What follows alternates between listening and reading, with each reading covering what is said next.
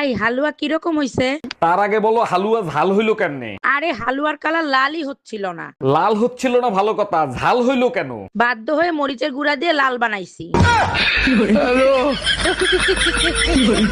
আচ্ছা ডাক্তার, অপারেশনের পরে কতদিন থাকতে হবে আমার হসপিটালে? যদি আপনার অপারেশন সাকসেসফুল হয় তাহলে 15 দিনের মতন থাকতে হবে। ও মাই গড, বলেন কি 15 দিন? একটু কম করা যায় না? দোয়া করেন যদি অপারেশন সাকসেসফুল না হয় তাহলে 1 ঘন্টায় ছেড়ে দেব।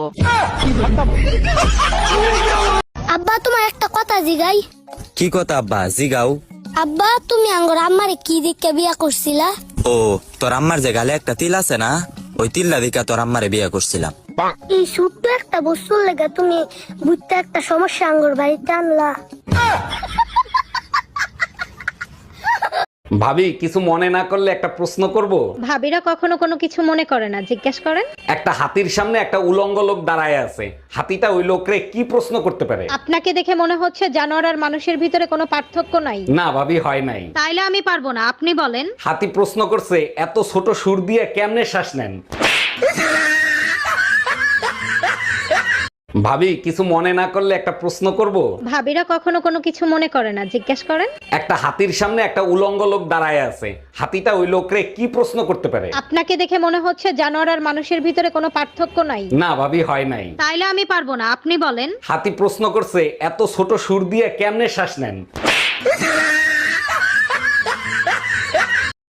বছরে আসে একবার, মাসে আসে 2 বার, সপ্তাহে আসে 4 বার, আর দিনে আসে 6 বার।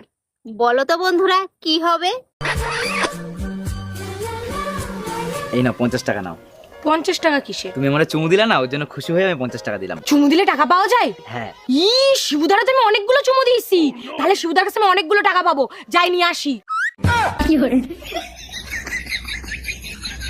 ম্যাডাম, আপনাকে অ্যারেস্ট করা হচ্ছে। কেন, কোন অপরাধে? আপনার কাছে জাল নোট ছাপানোর যন্ত্র পাওয়া গেছে। তা জাল নোট কি পেয়েছেন? না, জাল নোট তো পাইনি। খালি যন্ত্র থাকলেই আমি অপরাধী? হ্যাঁ, যন্ত্র থাকলেই অপরাধী। আমিও আপনার নামে রেপ কেস দেব। ও মা, কেন? আপনার কাছেও রেপ করার যন্ত্র আছে। আজকে আপনাকে কিছু সাধারণ প্রশ্ন করা হবে, আপনি রেডি? সাধারণ প্রশ্ন কেন স্যার? আপনি অসাধারণ প্রশ্ন জিজ্ঞাসা করেন, তার উত্তরও আমার কাছে আছে। আচ্ছা বলেন তো, মানুষ মরার পরে নাকে তুলো দেয় কেন? আরে স্যার, এটা তো বাচ্চারাও জানে, যাতে শ্বাস না নিতে পারে। আরে ভাবি ওইখানে উঠছেন কেন? ওইখান থেকে পড়ে গেলে তো মরে যাবেন। অরুণ ভাই, মরার জন্যই তো আসছি। আমি আপনার ভাইয়ের যন্ত্রণা আর সহ্য করতে পারছি না। মরেন, সমস্যা নাই, তার আগে বলেন ভাইয়ের নাম্বার কি আগেরটাই আছে না নাম্বার পাল্টাইছে? অরুণ ভাই, ভাইরে ফোন দিয়ে লাভ নাই, আমি আমার সিদ্ধান্ত পাল্টাবো না। আরে ভাবি তার জন্য না, আমি শুধু ফোন দিয়ে জিজ্ঞেস করবো কি যন্ত্রণা দিছে, আমিও ট্রাই করবো, আপনি লাভ দেন। আচ্ছা ভাবি, কোন জিনিস শীতের দিনে ছোট আর গরমের দিনে বড় হয়?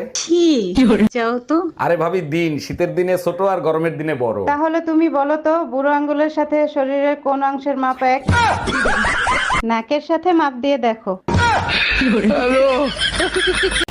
এই শোনো, বেশি কথা বলবা না, ঠিক আছে? তোমার তো বেশি পড়াশোনা জানি আমি।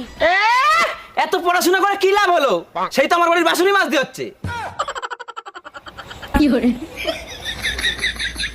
আবার বড় বড় কথা, আমি বেশি পড়াশোনা জানি।